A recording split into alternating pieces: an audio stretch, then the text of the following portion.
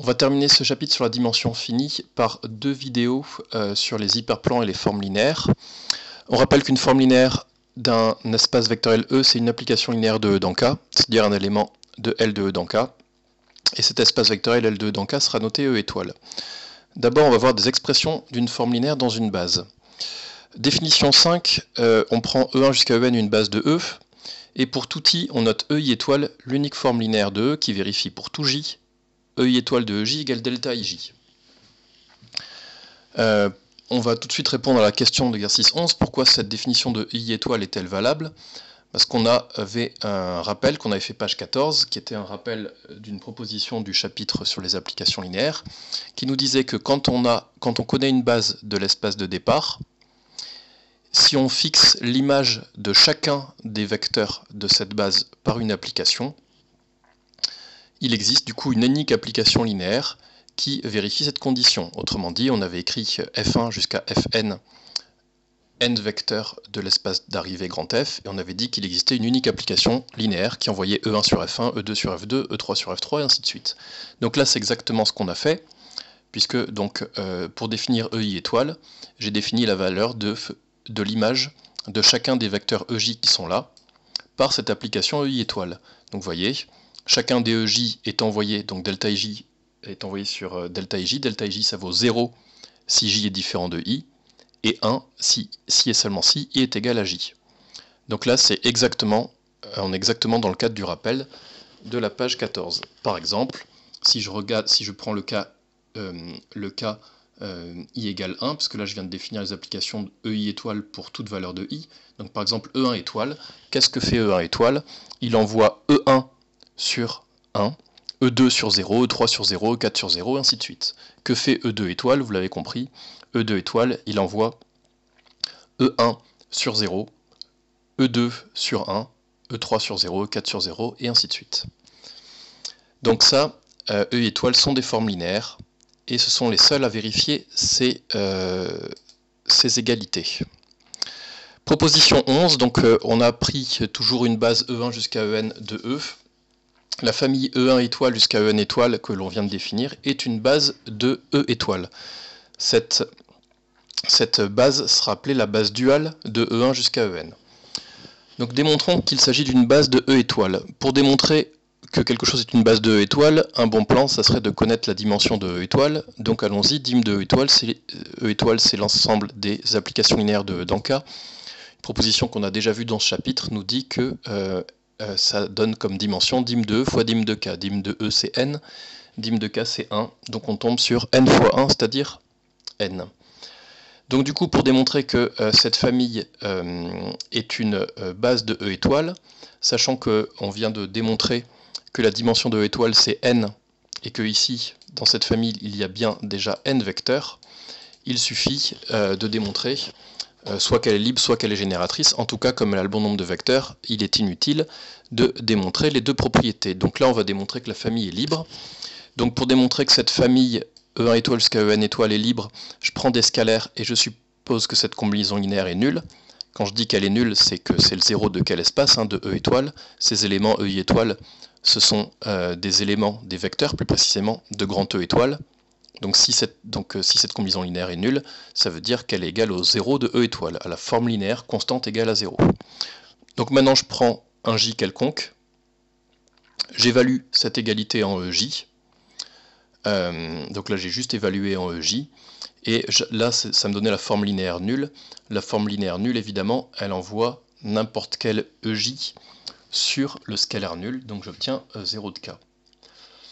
Donc vous voyez bien, j'ai bien fait attention, cette combinaison linéaire, je répète, c'est une forme linéaire, donc si elle est nulle, c'est 0 de E étoile. Ça c'est un scalaire, donc s'il est nul, ça me donne 0 de K. Sauf que ici, ces éléments-là, EI étoile de J, on a dit qu'ils étaient tout le temps nuls, sauf quand I prend la valeur de J, auquel cas il vaut 1. Donc ici, cette somme vaut seulement lambda J. Donc cette égalité me dit que lambda J égale 0 de K. On a démontré quoi? On a démontré exactement que la famille des EI étoiles est libre, et pour les raisons qu'on a évoquées au-dessus, c'est donc une base de E étoile.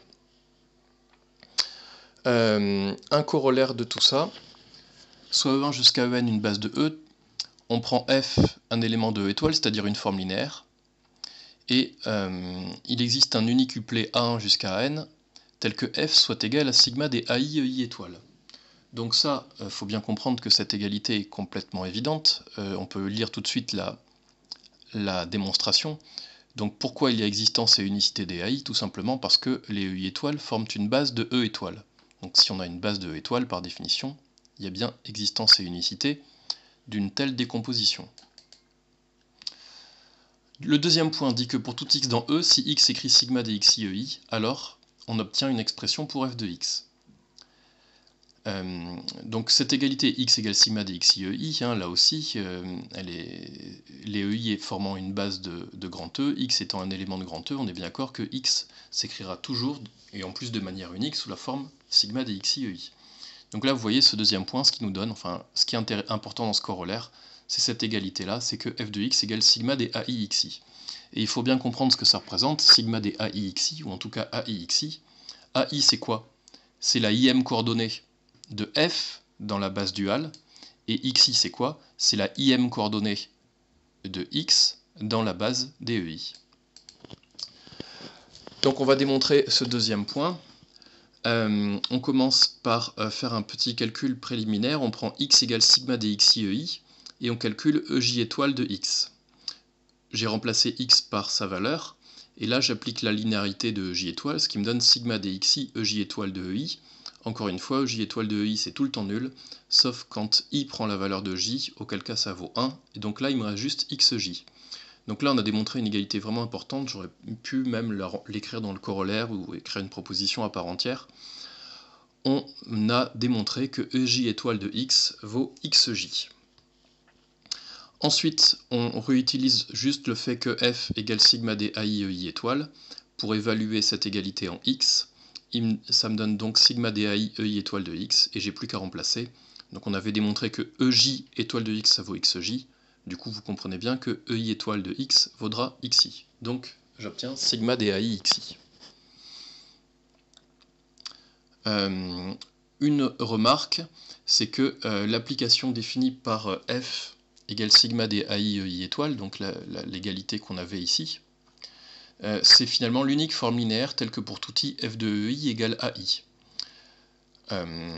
Donc d'après le rappel, il existe bien une unique application linéaire, une unique forme linéaire, qui vérifie f de EI égale quelque chose qu'on aura défini à l'avance. Donc si je veux démontrer que cette application f est l'unique forme linéaire vérifiant cette assertion, il suffit juste que je fasse le calcul de f de EI et que je vous montre que ça fasse AI. Alors i est déjà pris, donc j'ai calculé f de EJ, et là j'ai remplacé, enfin j'ai pas remplacé, j'ai évalué en EJ, et encore une fois, EI étoile de EJ, ça vaut 0 tout le temps, sauf 1 quand i prend la valeur j, il me reste juste AJ. Donc vous voyez effectivement que f de EI est bien égal à AI.